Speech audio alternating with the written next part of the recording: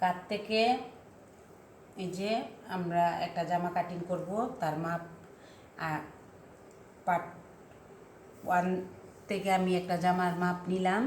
এখন আমার পার্ট 2-তে আপনারা পাবেন যে কিভাবে মাপ দিয়ে জামাটা কাটতে হয়। তো এখন আমি সেটা দেখাবো। যদি আপনারা একটু মনোযোগ সহকারে দেখতে পারেন তাহলে একটা জামা নিজে কাটিং করে নিজে সেলাই করে ঘরেই বসেই সেলাই করে ঘরে নিজেরটা নিজেই করতে পারবেন, অন্য টেলারের কাছে আর যেতে হবে না। তো এই যে এটা হলো কাঁধ, এই কাঁধ থেকে ধরলাম আমি। এই যে আমার জামার লম্বা আছে 45.5, তো ঠিক আমার সেলাই করেও 45.5 থাকবে। এইদিকে আমি এদিকে আমি হাফ ইঞ্চি কাপড় বাড়িয়ে নিব। আর কাঁধ থেকে আমার বগলের কাটাটা হবে 7.5 ইঞ্চি নিচে। বগলের কাটার পরে আমার কোমরের কাটা কোমরে হবে কোমরের জায়গাটা হবে আমার 14.5 নিচে। এই যে আমি 14.5 নিচে একটা দাগ দিয়ে নিলাম। এখন কোমর থেকে আমার হিপটা হবে 21.5 নিচে। এই একটা মানুষের এই 3টা মাপ মাস্ট বি লাগবে। এই 3টা মাপ পারফেক্ট না হলে একটা জামা সুন্দরভাবে ফিটিং হয় না।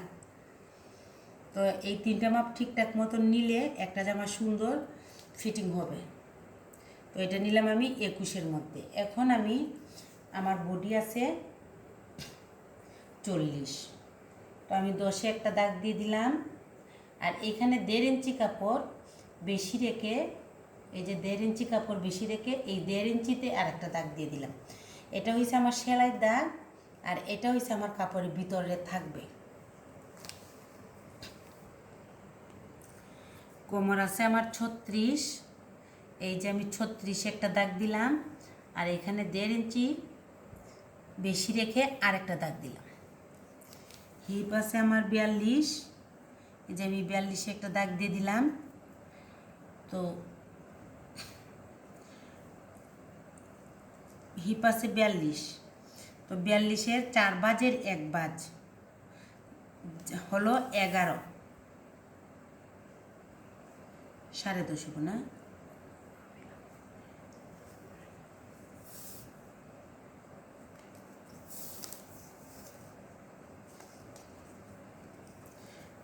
হিপ আছে 42, 42-এর 4 ভাজের 1 ভাগ হবে, পুরা শরীরটা ঘুরিয়ে হয়েছে আমার 42। তো 42-এ 4 দিয়ে ভাগ দিলে কত হবে? 10.5। তো এখানে আমার হবে 10.5। 42-এ 4 দিয়ে ভাগ দিলে হবে 10.5। এই যে আমি 10.5-এ একটা দাগ দিলাম। আর এখন আমি আর 1.5 ইঞ্চি কাপড় আমি বেশি রাখলাম। ঠিক কোমরেও আমি 36-এ 4 দিয়ে ভাগ দিলে হবে 9। তো 9-তে আমি একটা দাগ দিলাম। আর এই যে 1.5 ইঞ্চি কাপড় আমি বেশি রাখলাম। তো ঠিক সেম এই বুকের বডির ব্যাপারেও আমার বডি হয়েছে গিয়া 40, 4 দিয়ে ভাগ দিলে 1 ভাগ হবে আমার 10। এই যে 10 দিয়ে আমি 10-এ একটা দাগ দিলাম। আর 1.5 ইঞ্চি কাপড়ে বেশি রেখে আরেকটা দাগ দিয়ে দিলাম। তো এখন আসি কাঁধের ব্যাপারে। কাঁধ হলো আমার 12.5। তো এখন আমি 7-এ একটা দাগ দিব, কারণ হাফ ইঞ্চি কাপড় আমার বেশি রাখতে হবে। সেলাই করলে আমার হাফ ইঞ্চি কাপড় সেলাইয়ের ভিতরে ঢুকবে, তাই হাফ ইঞ্চি কাপড় বেশি রেখে আমি 7-এ একটা দাগ দিলাম। এই সুজ আমি একটা এই বডি থেকে কাঁধে একটা টান দিয়ে নিলাম, সুজ একটা টান দিয়ে নিলাম। এখন আমি এখান থেকে 1.5 ইঞ্চি কাপড়ে 1.5 ইঞ্চিতে এই কোনা থেকে আমি 1.5 ইঞ্চি একটা 1.5 ইঞ্চি কাপড় রেখে এখানে আমি একটা দাগ দিলাম। তো এই বরাবর আমি মার্কা করে নিব। এই এখন আমি এই বরাবর আমি একটা মার্কার টান দিয়ে নিব, যে আমি দাগ দিয়ে রাখছি এই দাগে দাগে আমি মার্কা টান দিব। এখন আসবো আমি গেরে। তো আমার গের আছে 20। তো কাপড় রাখতে হবে আমার 2 ইঞ্চি কাপড় রাখতে হবে আমার বেশি। সেলাই করলে আমার সাইডে কাপড় খাবে, তার জন্যে আমার গের রাখতে হবে 12। আমার মেইন সাইবাজের 1 বাজ আছে, 40-এর 1 বাজ আছে আমার 10। সাইবাগের 1 ভাগ হচ্ছে 10। আর এখন আমি 2 ইঞ্চি কাপড় বেশি রাখবো, তাই আমি 12 ইঞ্চি দিয়ে আমি গেরটা কাটবো। এই যে 12 ইঞ্চিতে আমি দাগ দিলাম।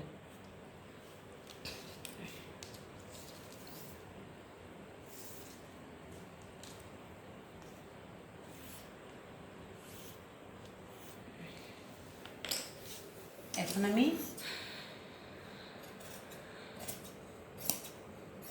কাটিং করে দেখাবো। এইভাবে যদি আপনারা ঠিক করে মাপটা রাখতে পারেন তাহলে আপনার জামার কোনো সমস্যা হবে না।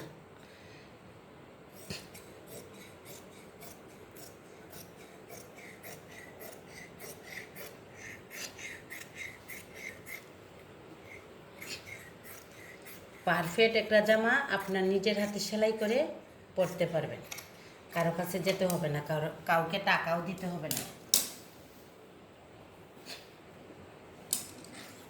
এই যে আমার কাটিংটা দেখেন,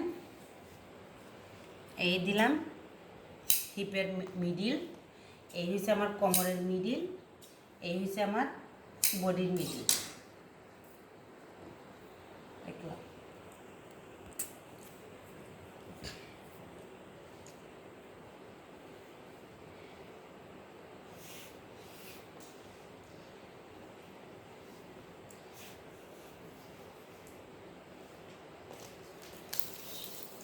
হাতের আমরা একটা হিসাব আছে, সব কিছুরই হিসাব আছে, আর হিসাব দিয়ে কাপড়টা কাটিং করলে আপনার কাপড়টা কখনো নষ্ট হবে না। তো এই যে আমার হাতের লম্বা আছে, মুট কাপড় আছে আমার এখানে 17 ইঞ্চি।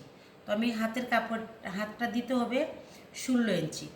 এদিকে আমার 1 ইঞ্চি কাপড় রাখতে হবে, এখানে আমার 1/2 ইঞ্চি কাপড় রাখতে হবে সেলাই করার জন্যে। তো এই 1/2 ইঞ্চি কাপড় আমি রাখলাম, এটা আমার সেলাইয়ের জন্যে। আর এই 1 ইঞ্চি কাপড় থাকবে আমার নিচের মুহুরা বাঁধার জন্যে। তো এখন আমি এই যে এটা হচ্ছে কাত থেকে 4.5 ইঞ্চি নিচে আমি একটা মিডিল দাগ দিব। এখানে হবে আমার বগল। তো বগল আছে আমার 7.5। কেউ বগল বলে, কেউ হাতের মুহুরা বলে। তো এটা আসলেই বগল, এটা কোনো মুহুরা না, এটা আসলেই বগল বলে। আমার হাতের মুখ আছে 15, এটা প্লাজো হাত। আর এই যে ডিপটা হবে আমার 6।